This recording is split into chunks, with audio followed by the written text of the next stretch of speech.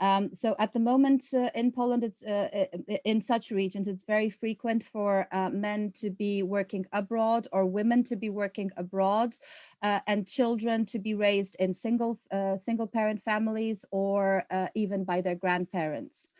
Because there is no option of finding work. This heavily, of course, impacts women. Because of the loss of the high income jobs in the mining or energy sector, there is a definite lowering of the quality of life in the region. Another aspect that is very strongly genderized is the aging society, because in Poland, it's a lot of women tend to live longer. So, for example, in my region, it's very strongly observable that we have a lot of older women living on their own with very low incomes, very low pensions. The region is also being depopulated. So, for example, specifically my city will lose about 50% of its population in comparison to the beginning of the 2000s by 2050. Those are the predictions. And another issue that is also very, I think, very influential on gender specific is the hydrological issues. Because as I've mentioned, a lot of women were working also in agriculture and tourism connected with the lakes. But we have in recent years had increasing problems with droughts, which have influenced both the agricultural and tourism sectors. Can I move on to the next slide, please? Thank you. So how are women present in the just transition process? So as we've heard at the very beginning, in majority within the energy sector itself, especially in the past, there were very few women, and this continues to be true. So when we're talking about the just transition process and how the funds will be allocated within the next years, we're mostly talking about men losing their jobs within energy plants and within the mining sector. When we have the roundtable talks talking about where we're moving towards, we usually have four groups. These are politicians of local, regional, or national level. These are workers of the mines and the energy plants. These are local businesses or companies. And the fourth group would be the social spectrum and NGOs. And this is where the women are usually present. This is a noticeable problem within, I think, the just transition process, that we are mostly within this spectrum, much less represented in other spectrums. I think also there are a lot of women in lower administration in regional self-governments.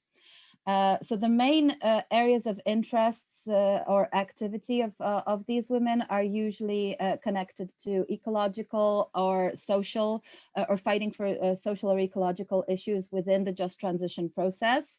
And this is noticeable also at the roundtables, that they are usually more women during the ecological or social meetings. Here on the picture, you can see a way in which one of the strengths of women within the NGOs, and there are actually a lot of women within the NGOs working in these issues, that we are networking at the moment. And I think one of our greatest strengths is that we have contact with each other. There's actually one of my friends from the Ecological Academy here, Asha Ripel. Hi, I saw you a moment ago. So I think that's definitely one of our strengths. Another strength that the women bring into these conversations is a different perspective, I think.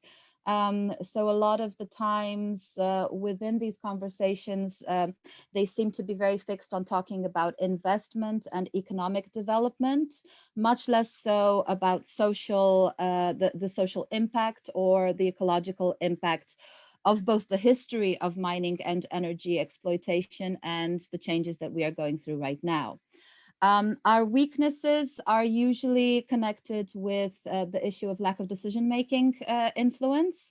So frequently, because we are from the NGOs, we are invited to take part in these different conversations about the future of the regions, as to show how participatory the decision-making process is, but ultimately the decisions are made by higher level politicians who in majority continue to be men, unfortunately.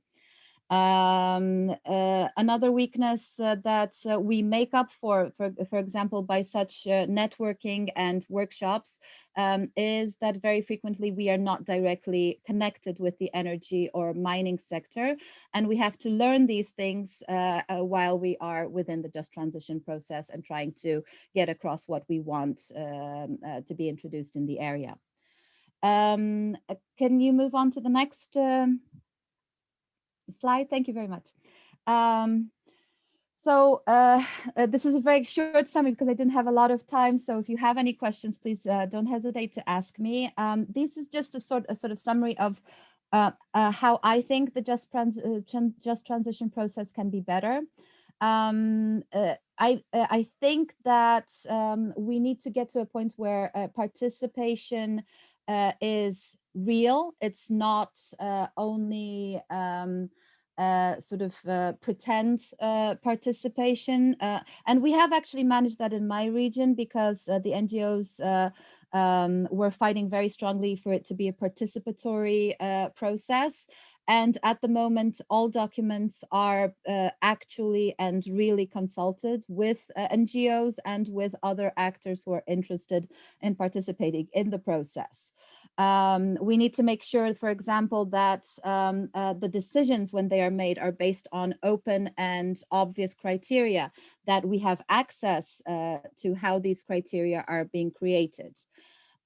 We need to take into account additional factors. So why did I talk about these differences between the different regions is because, for example, you need to take into account that in a region like Konin, like the Greater Wielkopolska, where I come from, you need to take into account that over the last 70 years, this division into care work and education work and dependency of women on male incomes into the households will completely dissolve the social structure in the community.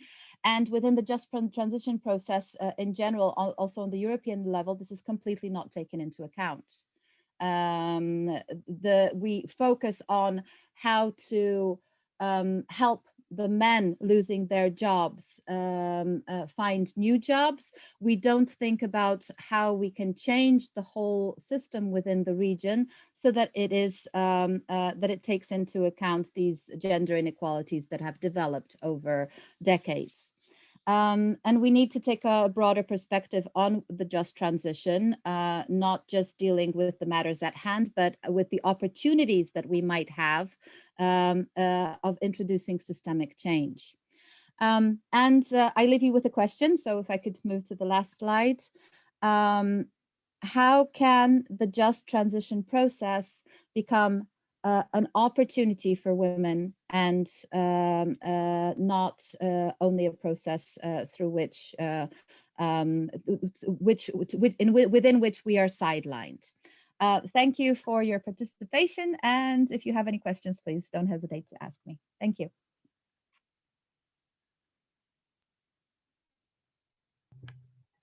Thank you, Milka. Just a little reminder, if you have any questions during the presentations, please type them into the chat box. But Milka don't have time now, so if you have any questions, please, you can ask now in the chat box.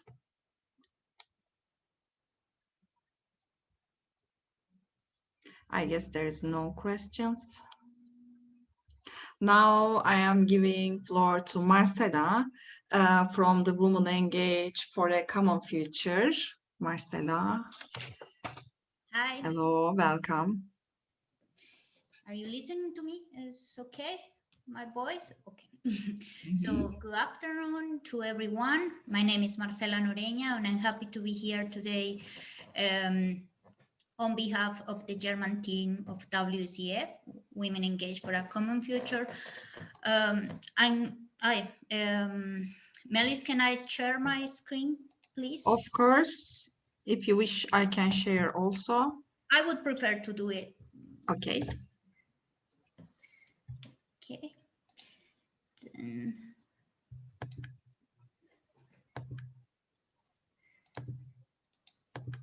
Then, so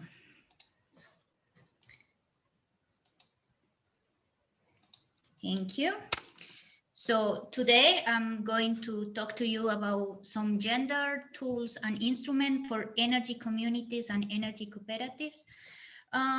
To start, I would talk about the energy cooperative sector in Germany. So maybe some of you or many of you had heard that Germany is an example in the implementation of decentralized energy system and schemes. And indeed, in the year 2020, there were more than 880 energy cooperatives with about 200,000 members, and they were active mainly in the production of energy, of electricity from photovoltaic system, and that represented about 3.5% of the total renewable electricity generation in the country. So energy cooperatives in Germany are transforming the role of traditional consumer into prosumers, and that means that people are now participating in energy and community energy, are owners of renewable energy facilities, and are becoming more and more active. However, when we talk about participation, we see that it is no balance. So there are still some social, cultural, and political factors that impose barrier to certain groups. For example, social determinants like gender, age, occupation, income, or wealth are some of these factors that are no balance. So for example, when we talk about gender, we see that the ownership is quite unequal. For example, 22% of the owners in energy cooperatives are women and 75% are men. So on the additional 3% is in the hands of communities and companies. And then we see that, as Milka mentioned, in the energy system in general, there is an underrepresentation of women. And in other words, it means that neither energy cooperatives or in general the energy sector is considering the triple role of women as consumer, as producer, and as decision maker. So if energy cooperatives want to recognize the role of women as prosumer, they need to see that women have different needs and they make different use of energy and electricity, but also need to give them a role as producers and as decision making. So we need to give representation in power and decision-making position to women.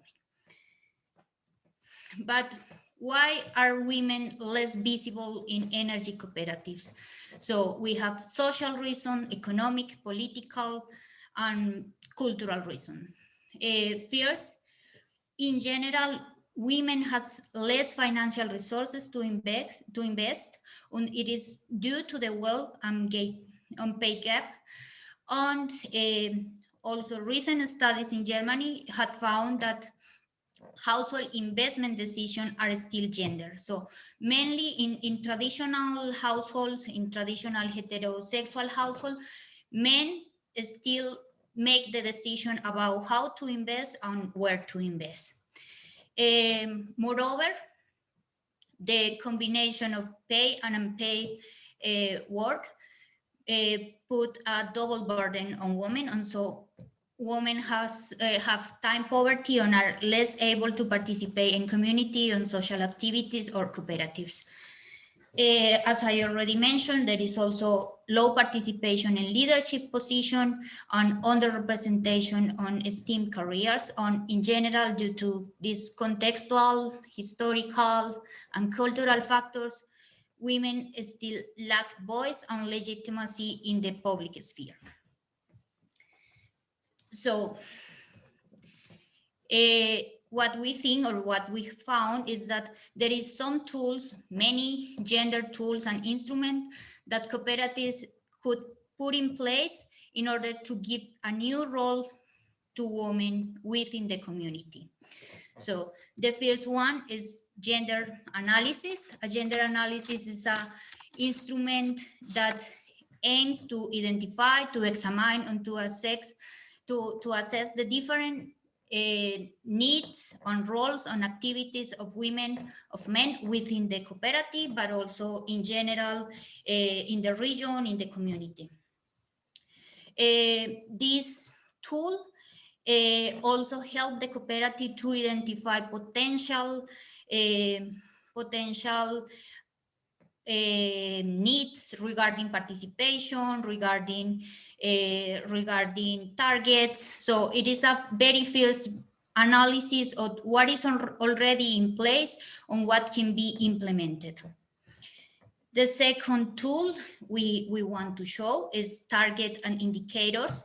So it is an easy to implement tool that have very positive impact on the participation of women, and it is translated into visibility at the supervisory board or management board. So it also implies, for example, establishing flexible membership, for example, that women or another groups can make installment payments or in-kind contribution to the cooperative, and also that that the cooperative had in place some family-friendly or time-friendly policies so that members can combine their personal, familiar, and work lives with the activities of the cooperative.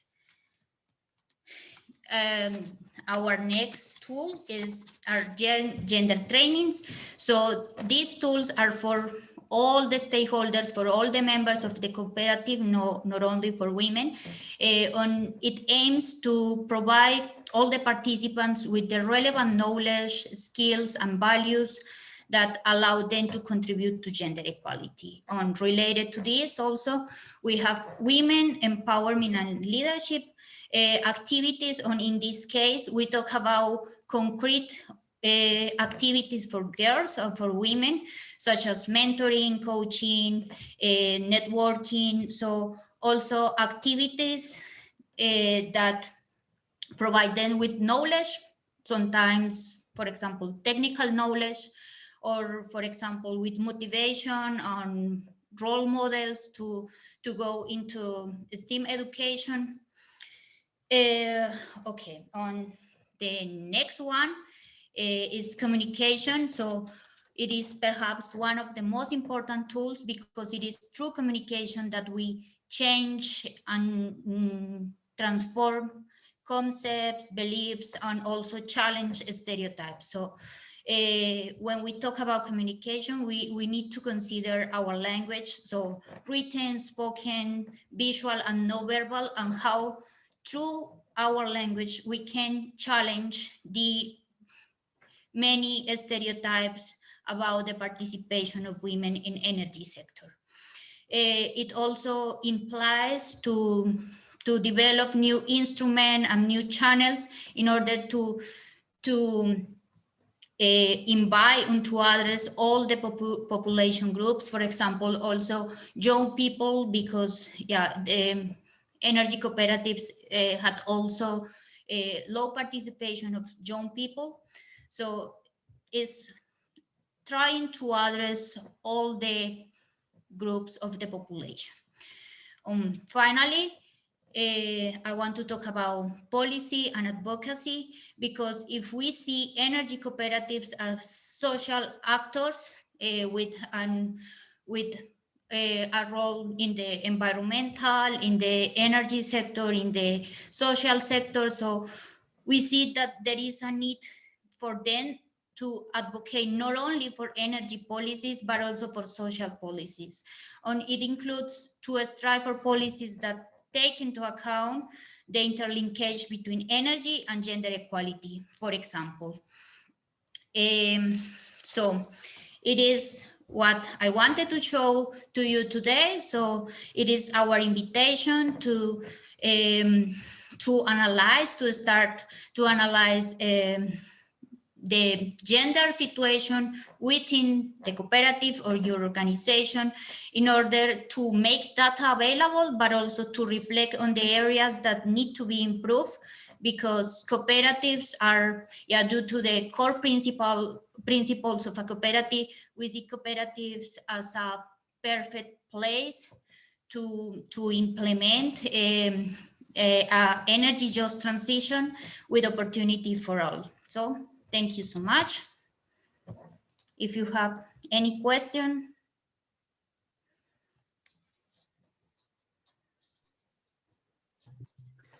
Thank you, I Maria. have a question, Melis. Rostom, maybe in the end of the presentations, we can Okay, collect the okay, questions. as you Thank you. guide. Now I am giving floor to Aybike Özkan. She is member of our association and lawyer and the expert in the field of the cooperatives. And hello. Hello, Melis. Thank you for this opportunity. I'm gonna try to share my screen. Okay. I can share also. Okay. I think everything's okay now. Okay. Okay. Hello, everyone, and my name is Aybike, and I'm from Çanakkale. And as you can see, Çanakkale is a small town, and it's on west side of the country. And my presentation is about the renewable energy cooperatives and also women cooperatives in a local. The use of fossil fuels is causing to maximize the damage to the environment and to increase the cost of production. Those main reasons make people to choose renewable energy sources for producing electricity. The first aim for cooperatives is to meet the needs of the members with the low cost.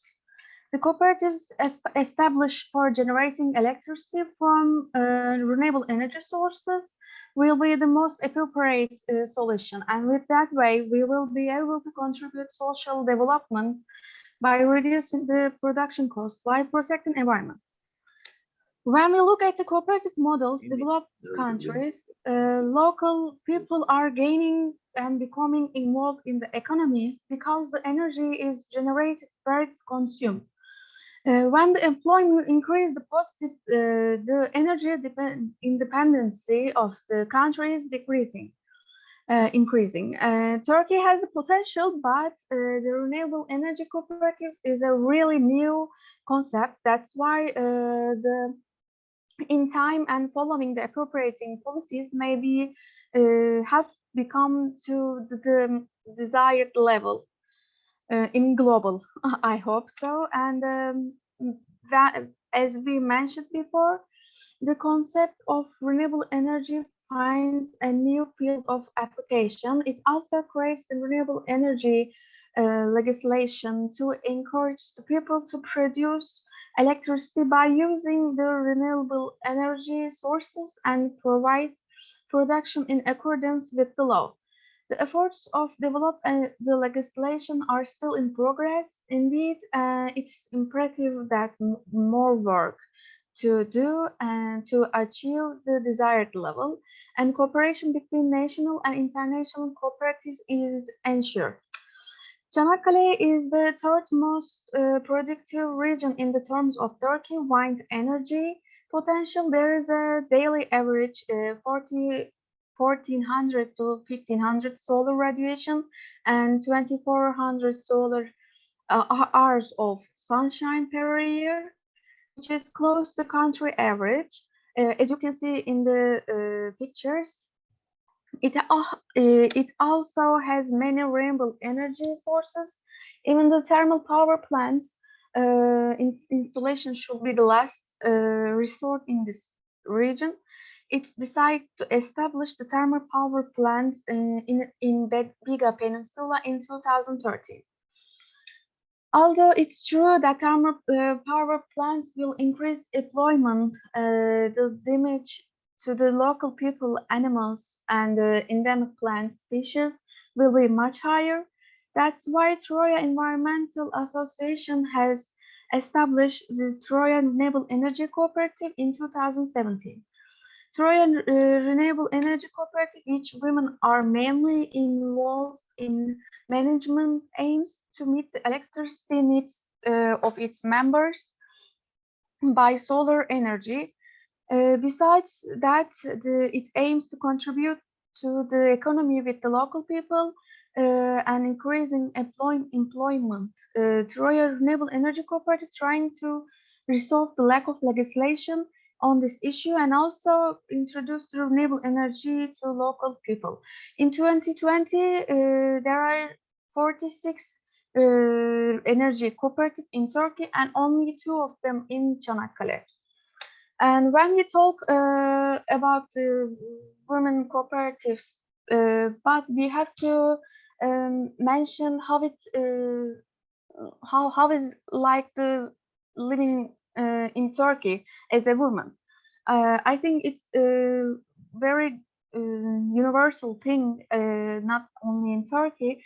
The status of women is the most important criterion that determines the equality of women and men and the civilization level of the society. Gender is a concept related to duties and responsibilities given by society women, how women are seen, perceived, and duties and expectations in the society.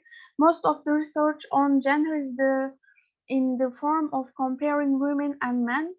The perception of women as less powerful than men and traditional approaches leading to discrimination make it difficult for girls even to access to education.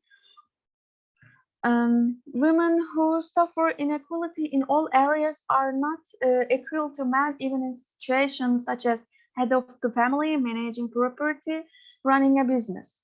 When a woman are powerless because they are not supported socially, they cannot fulfill their maternal roles properly. In addition to motherhood, women are also responsible for running the house. Housework is invisible and has no financial equivalent. Housewives don't have a social security and depend on their spouse for subsistence, pushes them to background.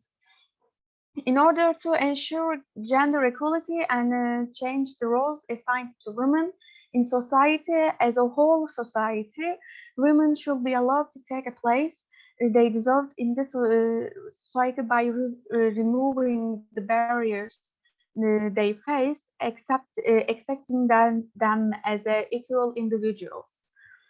Women's cooperatives were established the first time in 1999, I'm sorry, in Turkey. Since then, small cooperatives have been established by women, more or less 25 members, to empower each other to start their own business. Among the main reasons for women to establish cooperatives in Turkey, employment, social empowerment, and finding common solutions for challenges they are facing. Preschool education ranks first among of dozens of women's cooperatives established in Turkey. There are two important factors that affect the low employment rate of women. These are the lack of cost-effective childcare services and the lack of business mentoring opportunities. Established by Women for Women, women's cooperatives, aka, are largely autonomous. Women's cooperatives are for social and economic purposes. Participation rates in women's cooperatives are exceptionally high, offering real opportunities for women to lead in business and society. Women's cooperative mostly produce goods and services in areas traditionally described as women business. This is because members choose the jobs they already know how to do. This is partly due to the gender role and partly because women don't have enough knowledge to run business. Of course, women choose a product or serve what they know. They can't make a feasibility to evaluate the sales potential of this product and service they have chosen. To solve this problem, first of all, the state should support women's cooperatives to carry out feasibility studies on the products and service they will offer at the initial service stages. In the other hand, women's cooperatives contribute to local development, so it must be recognized that they are actors for the local economy and sustainable economic development of the society. If you talk about the local in cooperatives, there are 9 women's enterprise and business and production cooperatives currently operating within the borders of Çanakkale province. They have started to gain their economic freedom with cooperatives, which is one of the areas where women have a more say with, over time. Women's cooperatives operate in many areas of life, especially if we talk about Çanakkale. These 9 cooperatives operate in many areas, but mostly agriculture and textile. However, it's not mentioned under the type of women's cooperative.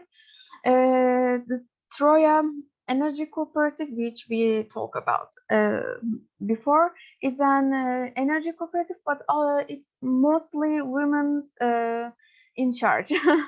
As we can see, it's not impossible for women to achieve something with their own efforts to gain their economic freedom, and if we go further with the use of renewable energy, be an example for new generations to achieve tasks they will be proud of. Thank you for your attention and time. Thank you, Aybüke. If you have any questions, you can write in the chat box. And now it's time to the other speakers from Georgia, Rural Communities Development Agency, and Rostom. Rostom is also our project partner in the Civil Society Exchange Program, which is supported by Bilgi University and Mitost, and also they are supporting in this webinar. Yes, Rostom. I will share my presentation if you don't mind. Do you see it already, Melis? Thank you. Yes. So my name is Rostom Gamisonia. I am the director of the NGO Rural Communities Development Agency. I am the part of the project, and we are partners with Troya, and we are very much honored to be of the part of today's webinar. So as my presentation is short, I would like to say that with regard to climate change, Georgia and the countries of South Caucasus actually already shows climate-induced changes with increasing temperatures, shrinking glaciers, sea level rise, reduction and redistribution of river flows.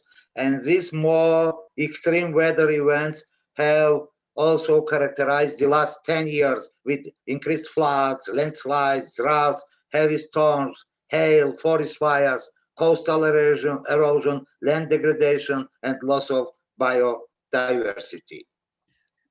I would like to Rostom, we can't see say your that presentation. Sorry? We can't see your presentation. Maybe you can try again to share. No. Please If you wish, I can share see it now. for you. No. Only the Then share it Rostom. for me. I don't know what's happening. You see it now? Yes, now. It's good. Is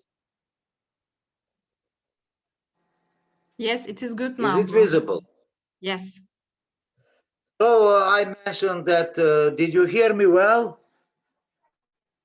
That the climate change is affecting the rural communities and the communities in Georgia. And for the last 10 years, decades, we have increased number of floods, landslides, droughts, heavy storms, hail, forest fires, coastal erosion, land degradation, and loss of biodiversity.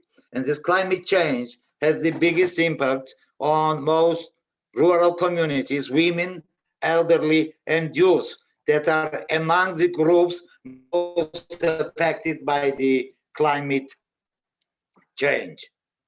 And rural women in Georgia remain at the margins of development. Women in most rural and peri-urban communities experience energy poverty differently and more severely than men. Without access to modern energy services, women and girls spend most of their day performing basic subsistence tasks, including time-consuming and physically draining tasks of collecting biomass fuels. Access to energy, as you are all aware, is gendered, and it is determined by intra-household decision-making, women's social position, and the value attached to women's labor.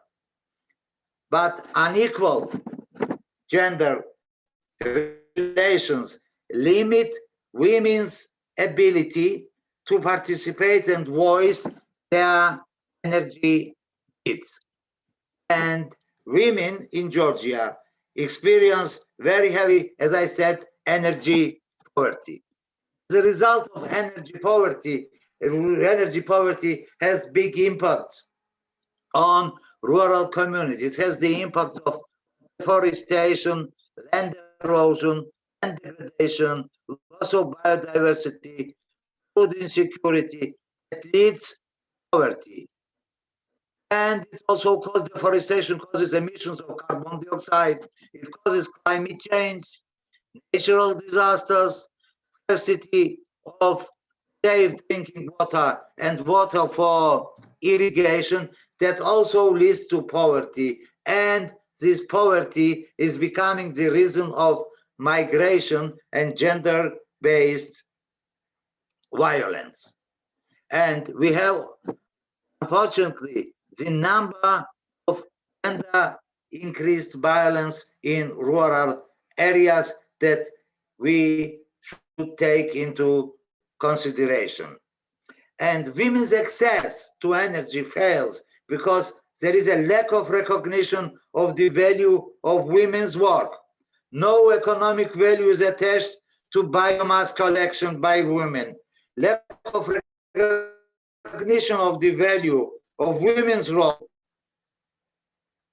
and lack of recognition of women's multiple roles leads to decreasing the women's ability to voice their energy needs.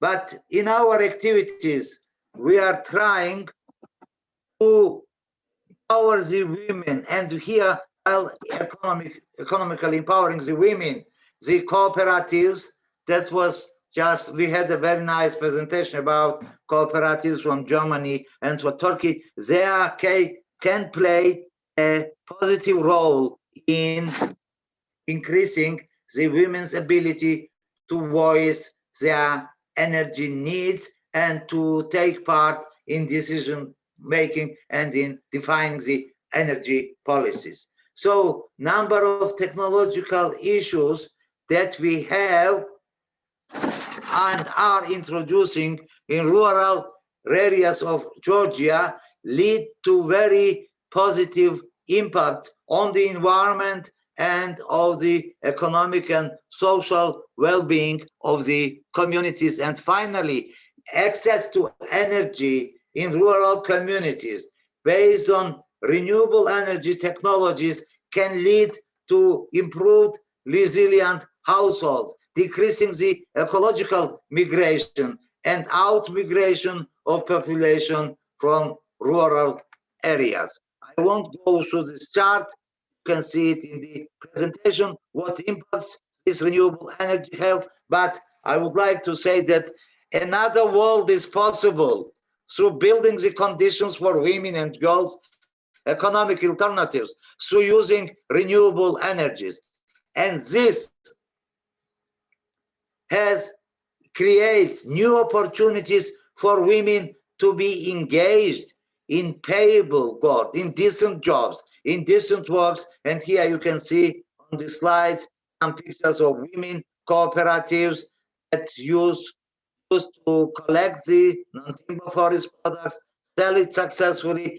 But all these women businesses that you see here on the pictures, they are using the renewable energy resources that are abundant in Georgia. And if we go back to the statistics, Georgia has vast resources of renewable energy and really covers the energy needs of the populations. But I would like to mention that what is missing in all programs, not in our programs, but the programs of international organizations and donor organizations, is the linkage between energy access and women's economic empowerment.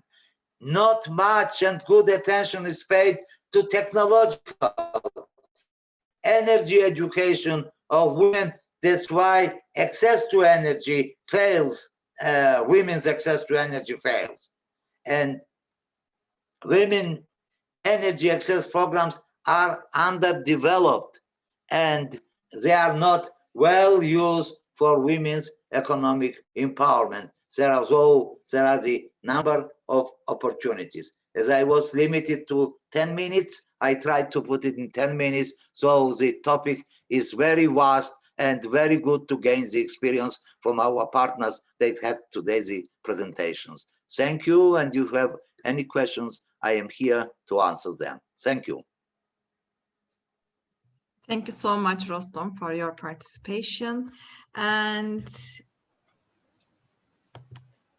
I will share screen. The other speakers is in Turkey also, Ebru Arıcı, Turkish Wind Energy Association. Her participation actually gave us an honor cause, gave us a great honor cause.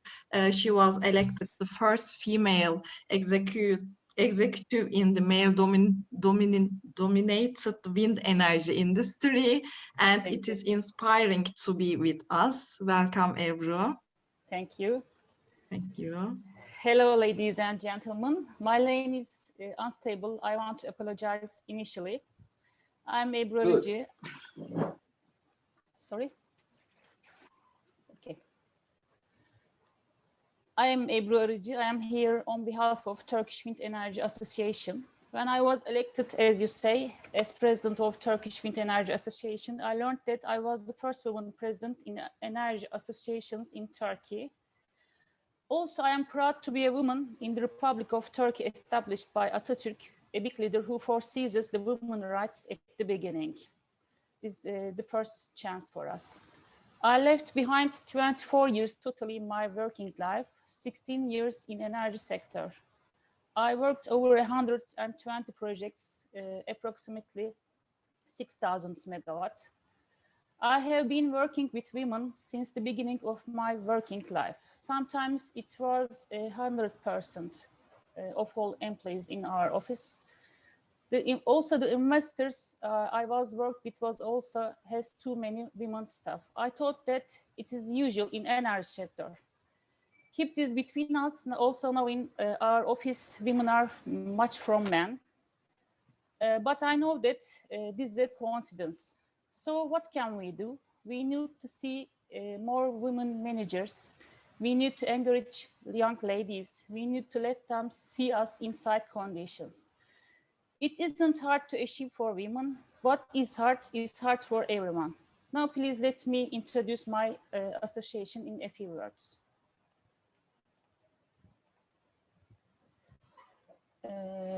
Please. Yes, as you know, our organization is non-profit, established in 1992 as a result of Council of Ministers decision. Our aim is to expand the usage of wind energy resources in Turkey, arrange technical and practical studies and reports, develop and communicate policy and legislation proposals, arrange necessary sectoral events. It's coming soon at the end of May, 26th May online. Establish necessary structures. Also, we have high representation of Turkey wind sector. Board of Directors, Ministry of Energy, Presidential Investment Office, turbine and plant owners, investors, developers, turbine suppliers, OEMs, manufacturers, consultants, and financiers. We are also a member of Wind Europe and JUEC. If we see our membership structure, 117 corporate, 12 public enterprise, 180 individual, and 75 student members. This is our presentations at the end of May. First decade experiences and oncoming capacity allocation models. Please go on.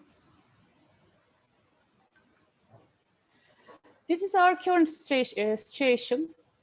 We have 9,833 megawatt installed power, 239 wind power plants in operation, and we also have approximately 3,500 turbines in operation. When we looked at the wind next year, this was a 9% of annual consumption met by the wind. And our average capacity factor was 33%. Our target is 1,000 megawatt new installation each year. By REPA, it was announced 48 gigawatt, but we know that it is estimated as 100 gigawatts with the new technology. Also, the offshore will start in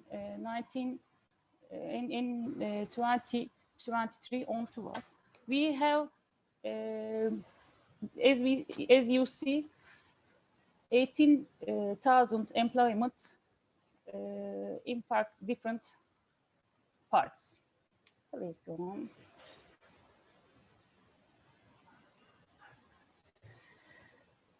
What about the women in TRIP?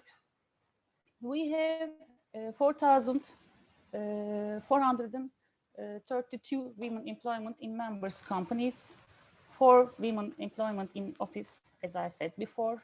It was the 67% of total employment office. And we have 3 women in board. It was the 10% of board members.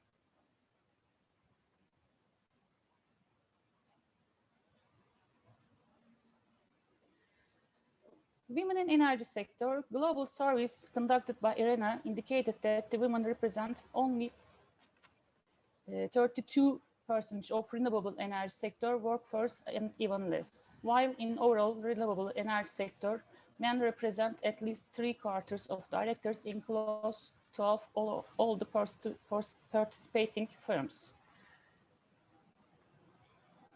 Women barely hold 8% of senior management positions in the wind industry.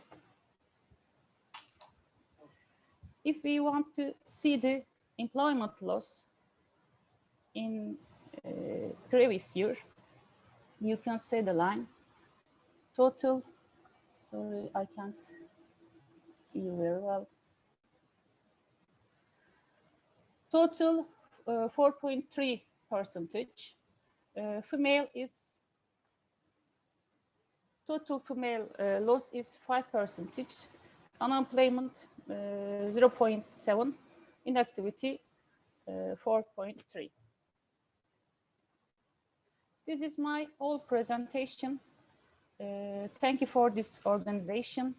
I'm looking forward for your questions.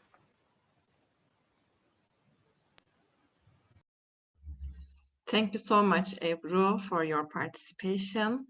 And our other speakers is from Poland, Ecological Women Academy, Joanna Ripper. Hi, yes. Hello. I can share my presentation. Hello, everyone. Okay.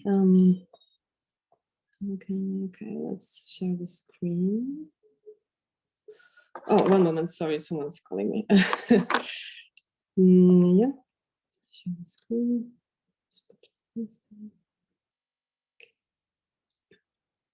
Can you see it? Yes, we can. Yes, perfect. Okay, so my name is Asia Rippe, and I would like to tell you all about Ecological Women's Academy, a project that is funded by Heinrich Böll Stiftung, based in Poland and organized by Common Think Foundation, Fundacja Rzecz Społeczna, which I'm working in. Minding the time, I would like to present the project in just a few numbers, and I hope I will squeeze in time. Okay, so there was one thought at the beginning that transformation can be just without listening to women's point of view. It has been said enough times already, and also here, that we need more women in power. We need to listen to female voice when it comes to organizing how the world looks like and where are we going. And that also translates into energy transformation, which is a very masculine sector. So this is why we wanted to empower women that are already active within this sector. There's also another one I would like to talk about, and this is one perfect project coordinator, Agata Otremska. She's actually, she's not here with us because she's on well-earned vacation. And I'm merely the messenger here because I was the participant of the academy and I also work in the same organization, so I have different points of views. But I can assure you that Agata, with her heart and skills, was able to combine all the important aspects of the project to make it a gem as it turned out to be. I also have pictures here, but I won't focus on them that much due to the time. But I wanted also to give you the visuals, not just the numbers. You can see Miłka, which is also a participant in here. Okay, next. So the project focused to support female leaders that are based in two biggest mining regions in Poland that Miłka also presented to you. This is Greater Poland with lignite open pit mines, where Miłka is from, and Upper Silesia with hard coal mines where I'm based. We thought that there are women who are already active, so let's just see what they need and give it to them. We did that by organizing a 3-month pilot project, which was officially the first edition. We called everyone we knew, searching for women that are involved in any environmental or climate actions that were based in the regions I mentioned before. And then we gathered, I think, 11 of us and organized a meeting in Konin, where among many visits of different tourist attractions like like this one, which is a retired digging machine that is right now a tourist attraction near Konin. We discussed, during those 3 days, we discussed our needs and collected common ones. We basically created the program all by ourselves. Even the timeline of the project was suited for our busy calendars. We did that, of course, with facilitation help, but everything was based for our needs. So what's the idea? Because supporting women sounds kind of vague. So we based this support on 4 assumptions. Is that we only invite women, and now we just to tell you, we just finished the recruitment process for the 2nd edition, and we widened the scope with we not only invite women but also persons socialized as women. So we still stay on the female scope of gender, but widen it a little bit. The second assumption is that the personal development is based on specifically diagnosed needs of actual participants of the project. Third assumption is that there is no obligation of any action, because we know it's not always possible. So we are open for the idea that we act when we have the strength for it, and we don't force ourselves to do much more. And the last assumption is that we don't focus on networking, which has more of a businessy vibe, where people exchange skills, revenues, competences. And so we didn't want that. We wanted to focus on real relationships, where it matters who we are, not what we do. Of course, what we do matters a lot, but we didn't focus much on that during the whole academy. Those are the photos from our study visit in Konin, and there's a great statue of a horse on the main market, which I love very much. We wanted to support women by 5 forms of support, and the 6th one is added in the 2nd edition. So the workshops were happening offline as well as online. The study visits were happening offline, and they were very limited due to obvious reasons. I guess experience exchange and supportive atmosphere. I'm gonna talk about that a little bit further, more about that a little bit further on. We also had group supervisions with groups of maximum 5 people, where we discussed different situations and started to wanted to look at it from different points of views. And we also got access to individual consultations, which were totally of our choosing, and the project coordinator helped us to get access to it and fund it from the project, so we didn't have to worry about the funding of professional consultations that we wanted to get. And the 6th new form of support, which will be open not only for recent participants of the 2nd edition, but also for alumni from the 1st one. It's the substantial support for grassroots initiatives that we are involved in. Like, for example, I'm involved in Silesian climate movements, so I can get some substantial support, not only for me as a person, but also for the group I'm working for. The 6 effects that we saw during the project is that creating a female-only space gives comfort and ease to participants, which translates into an atmosphere of trust, in which it is much more easier to share the difficult experiences, all the experiences, but also the difficult ones that we rarely talk about. And talking about them reduces the feeling of seclusion and shows that some of the experiences, in fact, many of them, are repetitive and shared. That creates a motivation for true cooperation among us, and a search for resolutions to those difficult experiences, how we can tackle them, how we can actually, yes. Next picture. This is once again beautiful girls. During the study visit, we diagnosed 7 areas of development that we all shared the most. What is crucial is that majority of them is about soft skills and managing the existence in a male-dominant environment. We also wanted to see if we are up to date when it comes to some substantial things like energy policy or agriculture, but most of them were about leadership, affirmation, public speaking, and emotions in conflict or confrontation, or emotions that are sparking due to climate crisis, which is happening more and more. The atmosphere that I wanted to talk about more. The atmosphere was possible because of the rules that we created. So we decided and agreed that we don't judge each other, that there is no hierarchy, even if some of us are much more experienced than the others. We don't hide behind masks. We are as authentic as we can be, and it's because we create a safe space to show weaknesses, because we all know that there's absolutely nothing wrong with them. We are mindful of other participants, and during our activities, we follow the rules of kindness and accept each other. And if we speak about something, we are being listened to by others. And even if we are silent, we are still taken into account. Here it is. So 10 thoughts that we had in the organization after conducting the project. I'm just going to cover some of them. Project is very needed, and it shows as well as from alumni recommendations, as well as from number of inquiries for the second edition, which was 5 times bigger than the number of places that we actually have for the project, even though we decided to scale a little bit. Not too much, because the more participants, the more difficult it is to create relationships and focus on individual needs, but still, there will be this year there will be 2 times more participants than last year.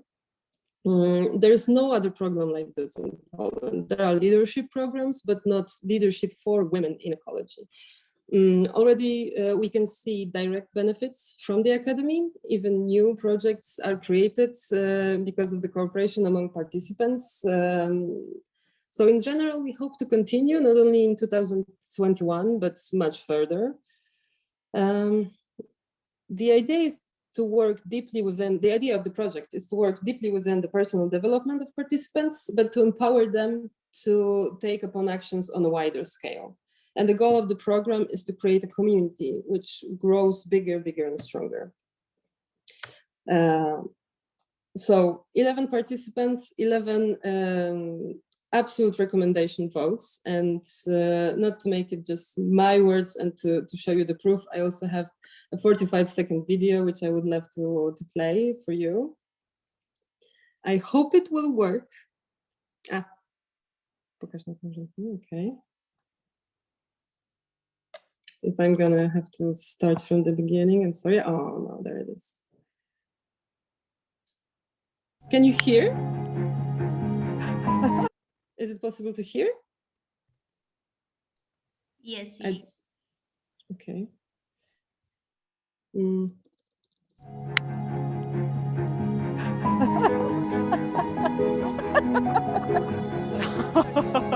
Ja umiem być.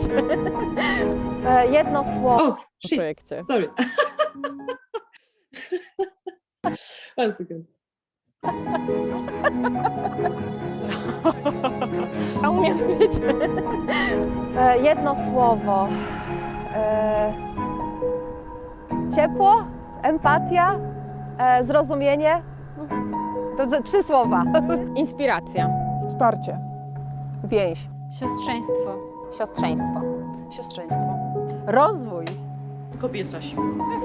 To mam jedno słowo. Dobrze, zrozumienie. Zaopiekowanie. To jest to, co najbardziej mnie tutaj wybrzmiewa w tym projekcie. Okay. So if you want to see more, here's the website. We are actually working on English version, so it's not up there yet. But if you need any more information, you can ask in the questions, or you can contact Agata directly through her email. And well, thank you very much for listening. I don't know how to close that. Maybe I'm just gonna do this. Thanks. Thank you, Asia. And now it's turn to Judith and Gunnar from Denmark, Inforce Europe. Hello. Yes, hello. Good to see you. We'll just start by sharing sharing a screen. We have a small presentations both about women in energy and about the energy communities.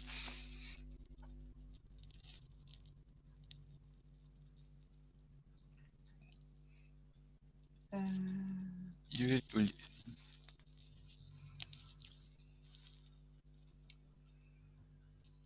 Can you see it now? No, it's not the right. Oh, no. Now it's there.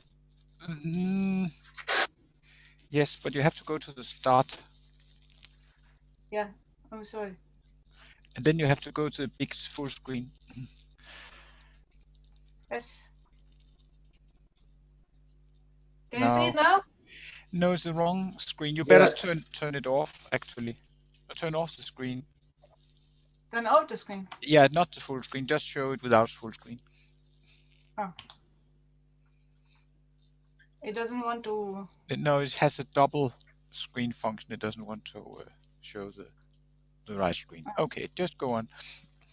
I don't know if I can make it bigger somehow. Can you see it now, or what is the situation? Please zoom. We can see it. It's okay. Okay. Yeah. Okay. So I thank you for the opportunity, and I'm from Inforce Europe, and we are partners on this Power of Community Energy project, which gives a frame for this webinar about women and energy. And we are working together, Inforce Europe, together with WES and Troja and Social Ecological Institute from Poland. And we have started similar webinars, which we was in Poland and in online in Germany. And I would speak a couple of words about myself and what we do in Inforce Europe, and about some of the gender considerations. And afterwards, Gunnar will also speak about the Danish experiences. So my name is Judith Solecki, and I have a Polish name, but I'm Hungarian and living in Denmark. I have an engineering background from Hungary and environmental science and policy from the Central European University. And also I have an MBA from the USA. I'm working at the Inforce Europe since '95, and I'm editing Sustainable Energy News, where we have gender themes from time to time. And we are working in different NGO cooperation projects in South Asia and East Africa. We have EU, a lot of, we are participating on EU, UN conferences. We are working on 100% renewable scenarios for European countries and also Eastern European countries like Belarus, Ukraine. I'm also active on gender and often participate on UN conferences in actions and conference side events on which is organized by the UN Women Major Group or the Gender Constituency. I'm personally also living in an eco community. So this is a couple of publications here, which I'm also a co-editor of. And here's a picture you can see at the UN conference when we are promoting the Don't Nuke the Climate. And there's a picture of the eco village where there is solar collectors on the roof. A couple of words about Inforce Europe. Here you can see one of our seminars at the Nordic Focus Center. And here you can see the board. And it was established at '92 at the Earth Summit in Rio. There are about 80 members from 35 European countries, including also other, not only EU countries, of course. We have a UN consultative status to the ECOSOC and UNFCCC, we are participating on different EU events. We are on the EU Transparency Register.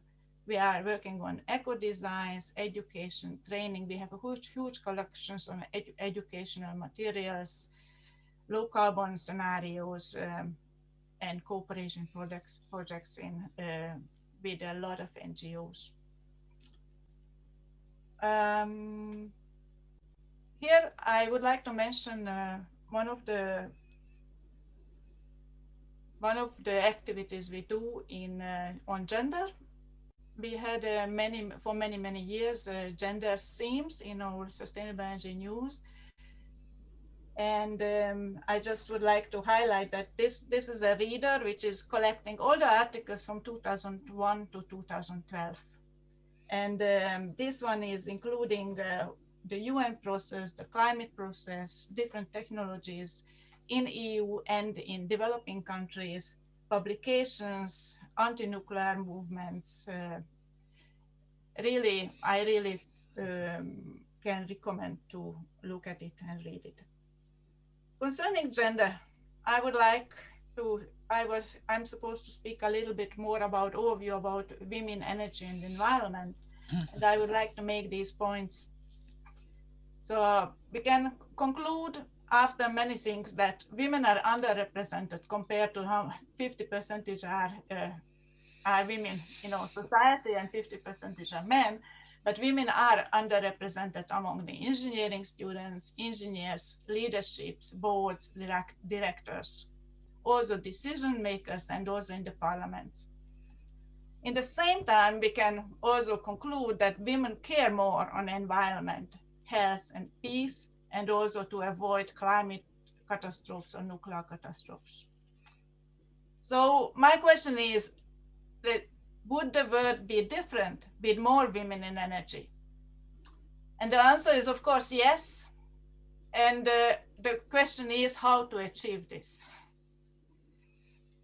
And some of the methods I would like to mention, which is used in European context, is the quotas. Some countries are have made quotas. In 2012, there come a recommendation or rules in the EU, and some countries choose quotas. Some countries choose benefits, recommendations, or compulsory targets. For example, Norway and Iceland and Belgium and I think also France has chosen these quotas. Also Netherlands, some other countries like Denmark chooses compulsory target, and also Germany. And this means that every company which is bigger than, have more than 50 employees or registered and the exchange rate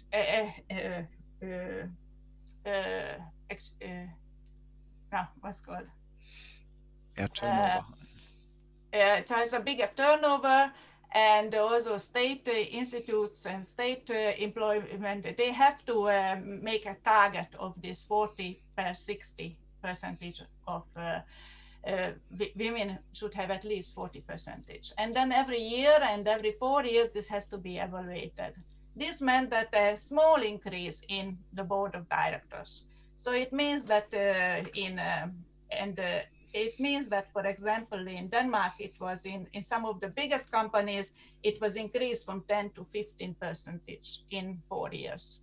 And presently in Denmark, there are 28% who are, in all numbers, are women who are members of these boards and directors, in boards. I'm sorry.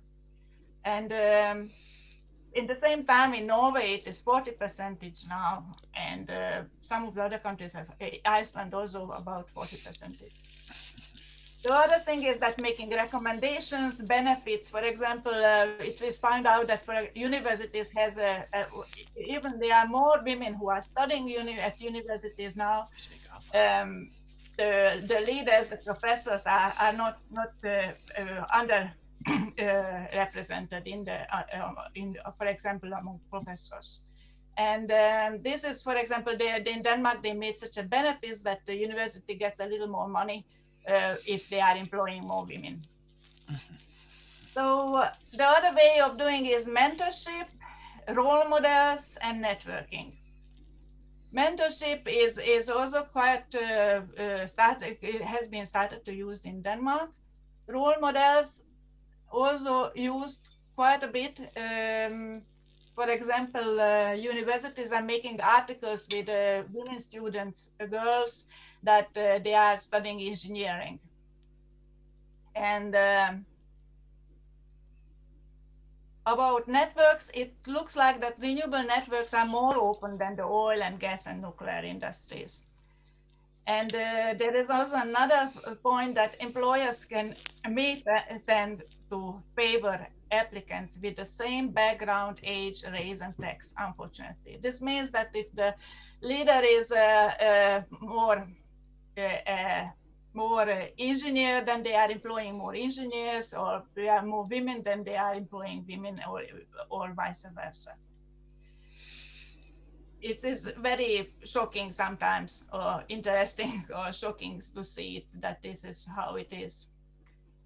I have a point that gender equality is not only a solely responsibility of women, so it is not only the decision of the women that to choose or not to choose. And the numbers are not all, but there's a good part of it. I also have a good news saying that, wait a minute, I just want to put it, that more women, that there is a hope, because more women means more climate action, less nuclear, less war, and more investment in health. And this is, you can see that if we achieve more women in these areas, then we will also have a better future. And I just want to mention something, that I'm coming from Hungary, and you can see that Hungary was a country which had quite a lot of equality. There were engineers among women, and there were also parliamentarians who were more women. And nowadays, at the present policy, Hungary is the lowest in Hungary. There are the lowest numbers the women are in the lowest numbers even for EU. There are 13% of women in the Hungarian parliament, and in EU average there are 30%. And in the same time, Hungary is just invested into a new nuclear power plant. They are making rules. They have been made rules which is making not possible to put up a windmill. They are not investing into energy efficiency, renewable energy. So it really means a lot that women are participating in the decision making or not. And afterwards, I would like just to have mentioning again these publications, and I would like to give the word to Gunnar. Yes, thank you. I'm Gunnar Olesen. I'm also working with the INFORCE network, and they've been following it from the start. But I think you can go to the next slide. We are working in INFORCE for community energy. We are working together with the Coalition of Community Energy because our network has, of course, many members, but there are also others who are working on it. So we formed this Community Power or Community Energy Coalition together with Friends of the Earth and Rescue Group and a number of other organizations in Europe, where we are promoting on a European level, because nowadays European policies are quite important also in this field. Next slide. So in Denmark, we actually have a long experience in community ownership.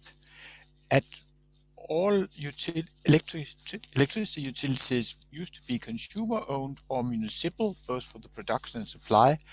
We have a lot of district heating companies, which also were consumer-owned, cooperatives or municipal, and still so. And the vast majority of wind turbines were at some point owned by locally based wind turbine cooperatives. Next slide.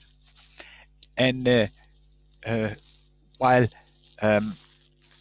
women didn't play a particular strong role here, I want just to mention that behind some of all this development of renewable energy, there was also that Denmark decided back in 1985 to not construct nuclear power. And behind that decision, there were a number of strong political women leaders, which is sometimes forgotten because it's a while ago. But this that you did mention, that women are more critical to nuclear power, actually made a difference in Denmark. But how's the situation today? The heating networks, and more than 300 of them, are still cooperatives for the smaller towns, and they're quite popular, providing 60% of heating, and they're turning to renewable energy. They have 110 large solar heating plants, and there's a growth of large heat pumps and other things, but unfortunately also too much biomass. Many electricity distributing companies are cooperatives, but they are becoming quite centralized, and they're not always support to local initiatives. That's the issue about cooperatives. If they get very big, they can become like corporations. Even now, they still give their profit back to consumers, so they're not exactly like corporations. But nowadays, our big power plants are owned by large power companies like Ørsted, Vattenfall, and E.ON. On the other hand, we still have over 200 wind power cooperatives which are owning new wind turbines, but they're not really formed new ones. But our hope is for revival and for new forms of cooperatives with these EU rules for citizens' energy communities and for renewable energy communities. Next slide. And we have a number of interesting examples. There's a place called Hvide Sande where they have a heating system. And next slide. Which is a cooperative, and it used to provide its heating from gas with combined heat and power, but now has bought 3 wind turbines from a local business development foundation that had used them to fund a harbor. And then when the subsidies run out for them, they had difficulties to use them, but now they have sold them to the heating cooperative that then can use electricity for a big heat pump that they bought. And they still, if the electricity price is high on the market, they can sell it, and then they can use it themselves if the price is low. They have installed large solar heating. They have heat pumps and a large storage tank, so they can produce heat when the sun is shining and when there's a lot of wind. And this is you can actually see this one if you go. There's a website there. I guess you'll get the presentation. You can go and see yourself how it's actually developing from hour to hour, how their supply is. Could be a little bit interesting. Next slide, please. So we just want to finish by welcoming all of you to a sustainable energy seminar in Denmark, which we hope to organize here in August 17 to 20. And next slide. At the Danish Folkecenter for Renewable Energy, which is next slide, please. Which is an interesting place where we have a lot of demonstrations about renewable energy and also eco buildings and other things. Next slide, please. And a couple of more things that are seen: a wind park and wind, a lot of things from development of Danish renewable energy. And next slide. So thank you for your attention. Thank you so much, Gunnar and Judith. And our last speakers is from Turkey, Aphrodite Atsal, from Turkish Women in the Renewables and Energy Network. Hello, Aphrodite.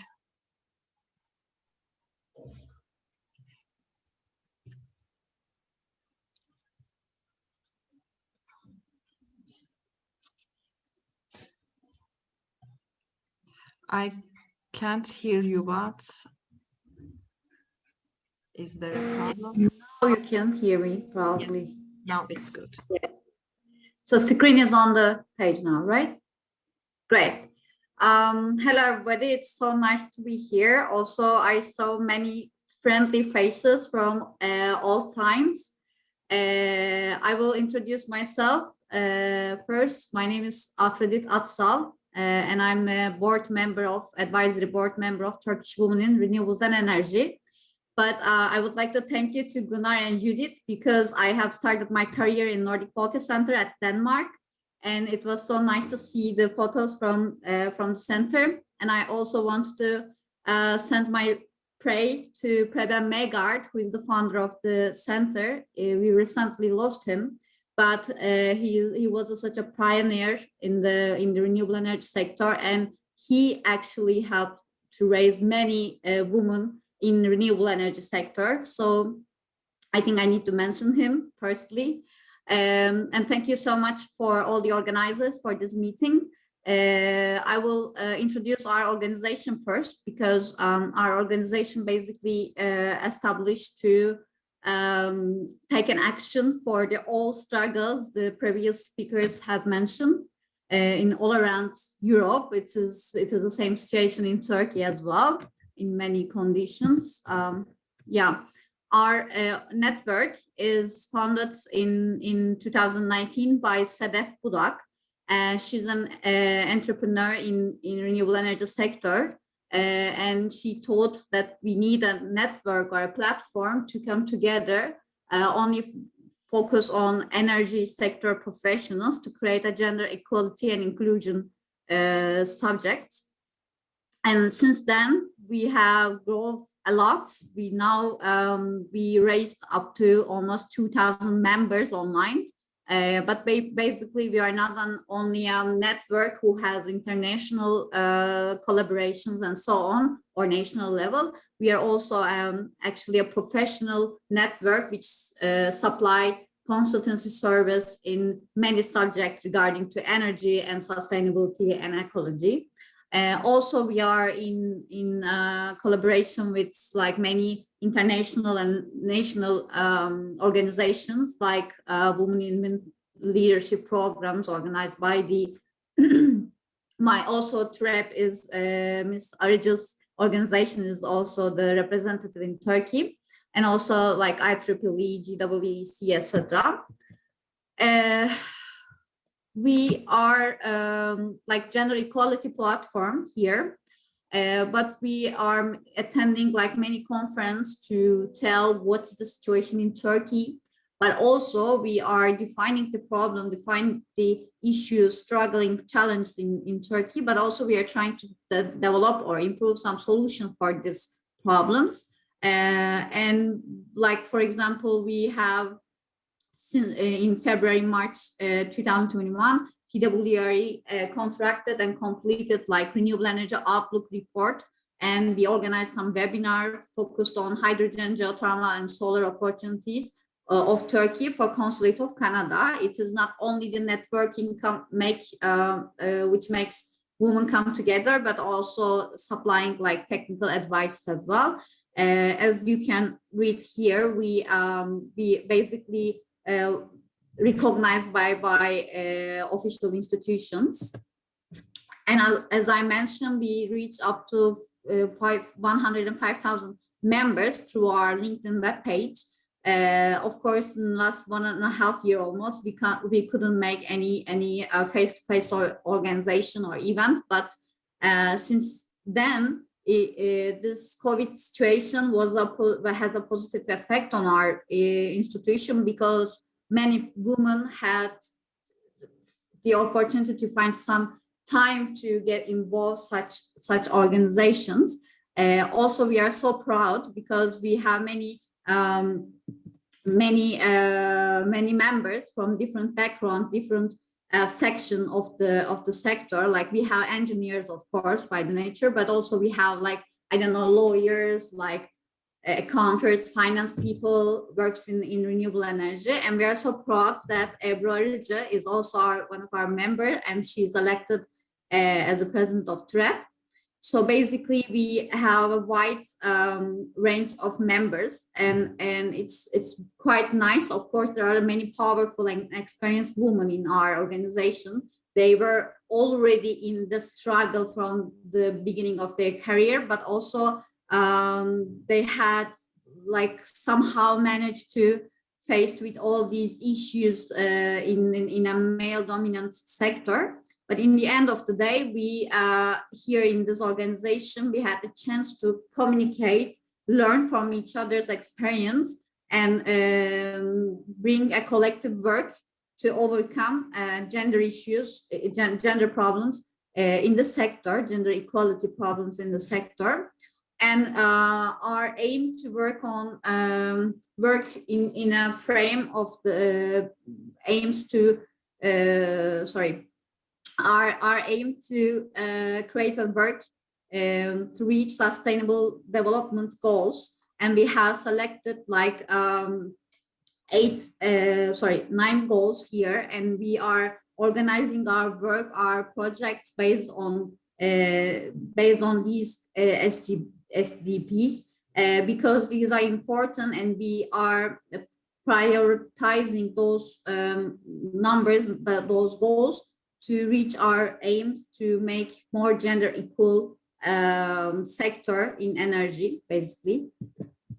And our president and our representative have represented our work in many different organizations, in many different locations. Like, for example, 2 years ago in Phoenix in USA, there was also the same name symposium, Women in Energy, and we represented our work there, and like in April last year. And also we are organizing side events in the international conferences in Turkey, because we would like to, first of all, we would like to define the situation here. And afterwards, because there are many women in the sector, and some of them are quite in charge with do something, but some of them unfortunately hadn't had the chance to get to reach that level. So we want to also meet them, also interact them each other, so that they can develop the solution together.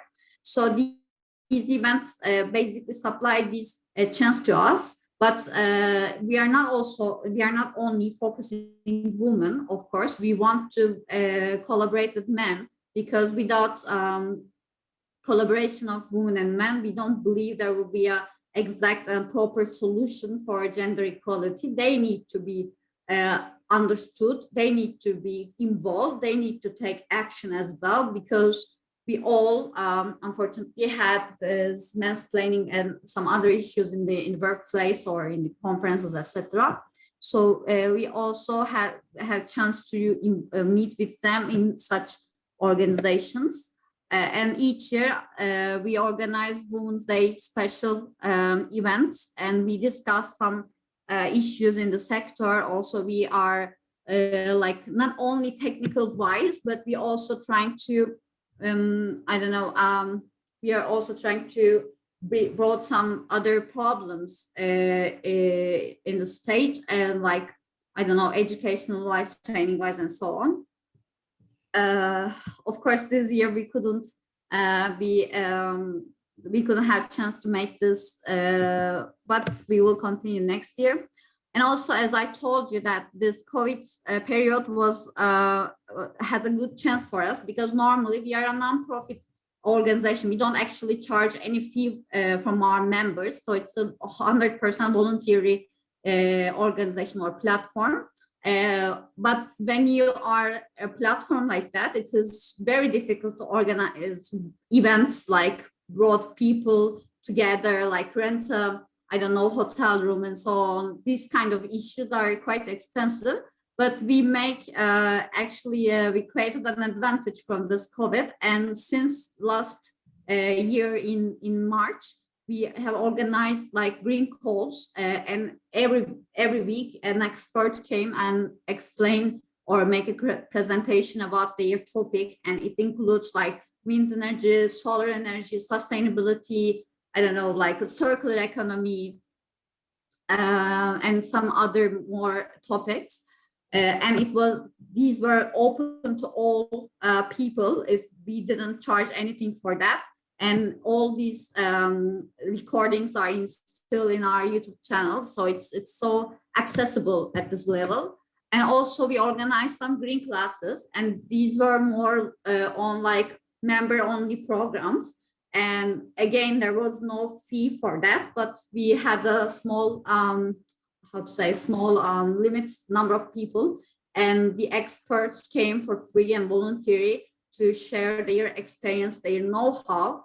And these are not the soft topics only. For example, for the wind energy, there was like designing and so on. So it's hardcore engineering part was involved as well, but also, as you can read the topics, we have touched many other sides of the energy sector.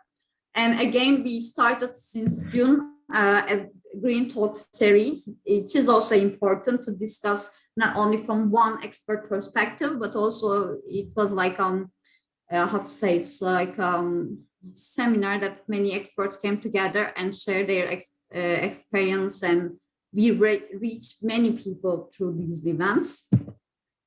And ICCI, it's such an important fair in Turkey, and it's international exhibition for energy industry, energy and power industry. And this year it was online, and we had a special section there. And from Global Women Network for Energy Transition, Christina Linz came, and from Kader, it's Turkish organization from Kader, its president Rayhan attended, and we have discussed like the what's the role of women in energy transition and green politics. So it was such an inspiring section, and it is continue like that.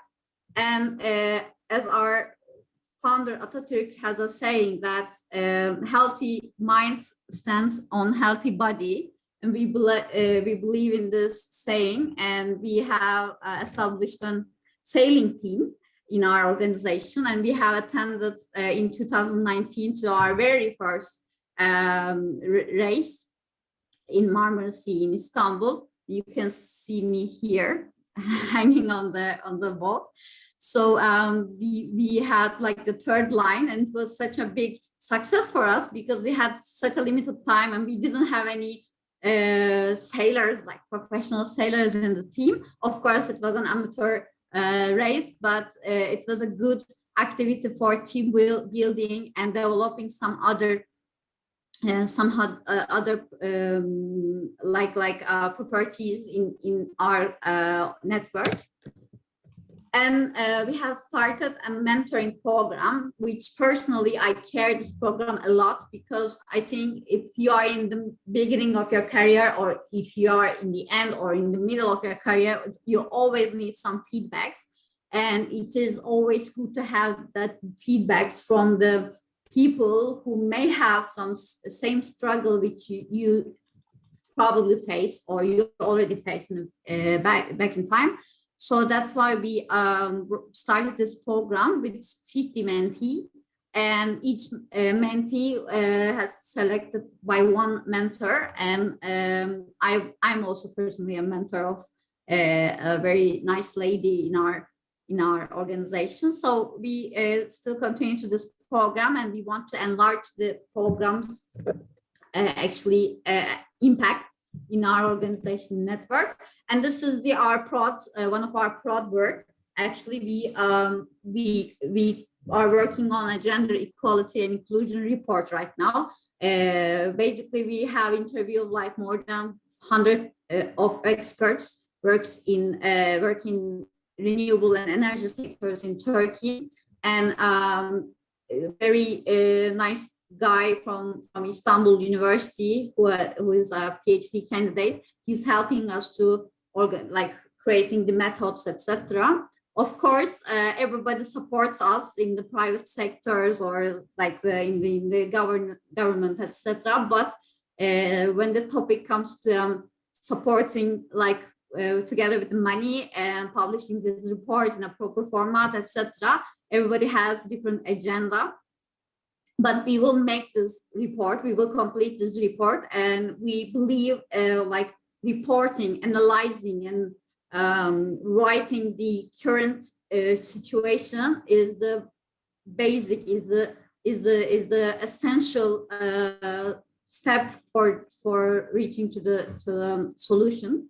So that's why it's quite important for us, and hopefully sometimes in this year we will be sharing this report together with you, and we would love to hear if you have any suggestion for financial support for publishing this program. And together with Nordex, I assume you all know who is Nordex. We have basically started a training program in Izmir, and thanks to Nordex, they are the sponsor of this program. Every year, 10 engineers or 10 ladies who are working, who would like to work in wind energy sector, are selected, and they get real hands-on experience, real training on wind turbines and their like service and maintenance, etc. And so far we have run this for 2 times, and we hopefully we will continue for the next years. And for the e-mobility, we have established an working group. Oh, sorry. It is not so common yet in Turkey, but we are trying to make the research to share the experience and the possible structure for the future with the authorities. And another event that we is supporting is the renewable energy, wind energy education. And in this one, women or any other people, I don't know, it doesn't matter, it's in our network or not, they are being sponsored to one person's education for wind energy. And so far, like 100 trainee would be able to take these wind energy courses. And these are our links to reach to us. I want to shortly close all statements. As we can see, I mean, it's all common, the problems common in Turkey. Of course, we have the same problems like you used to have in, or you still have in Europe or some other places on earth. We, as Turkish women, we have the right to be selected and to select since 1934. We are one of the first countries who has the right to do this. But when we see in the last 70, 80 years, unfortunately, women are not in the place they need to be. And as TWRE, we are working on that. And hopefully with this energy transition, green technology transition, green economy transition, we will also move women to the places they are belong to. Thank you so much for your attention. Thank you so much, Aphrodite. Actually, we don't have time for the question and answers, but quickly we can take some questions. If you have any question, you can write in the chat box. Already I have seen a questions to Aybüke. Oral asks, are women cooperatives open to use renewable energy? Aybüke. Would you repeat the question again? Of course. Are women cooperatives open to use renewable energy? Well, renewable energy is a really new kind of cooperative. That's why people have concerns and afraid because they don't know how to produce the renewable energy. But if the state or the other national or international cooperatives or associations try to explain this kind of area to women, I think it's not impossible because they can create many new things, and they can produce many things by themselves. So I think they have to be knowledgeable. I mean, they have to learn how to do it, and they have to learn not to scare to use renewable energy. And it's possible with enough legislation and information for them. Thank you, Aybüke. Is there any questions?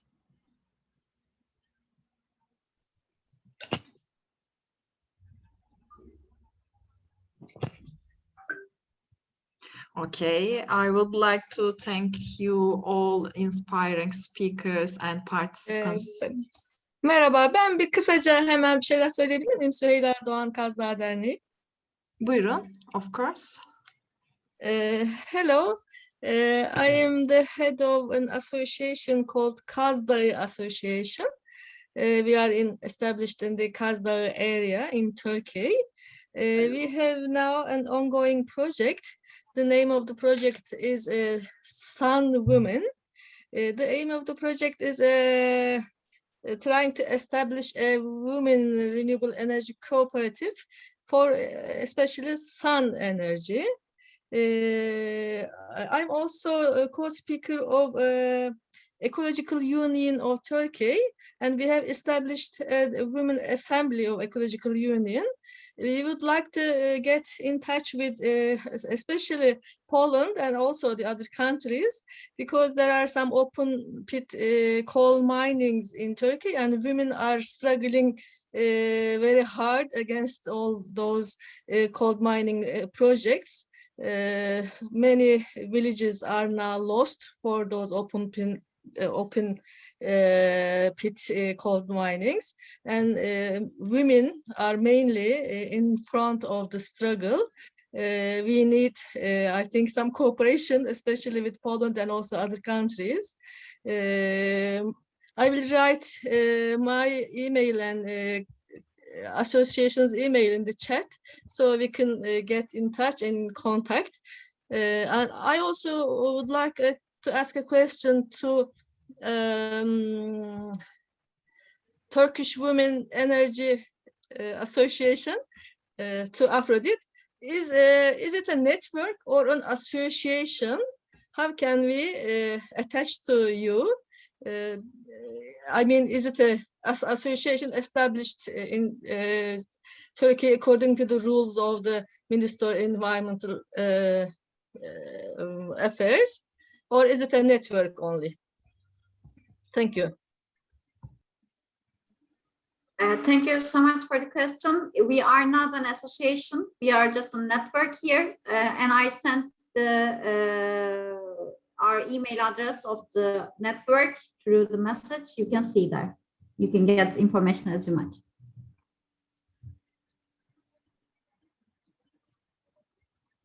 Thank you so much, Süheyla. And I think we can close our sessions. Thanks again, all the participants. Now I want to take a screenshot. If you wish, you can turn on your cameras too. Thank you all.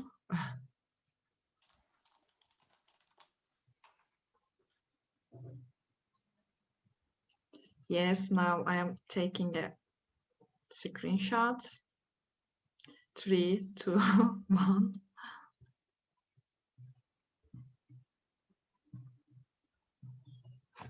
Thank you so much for today, for joining us, and see you on next other webinars we wish. Goodbye.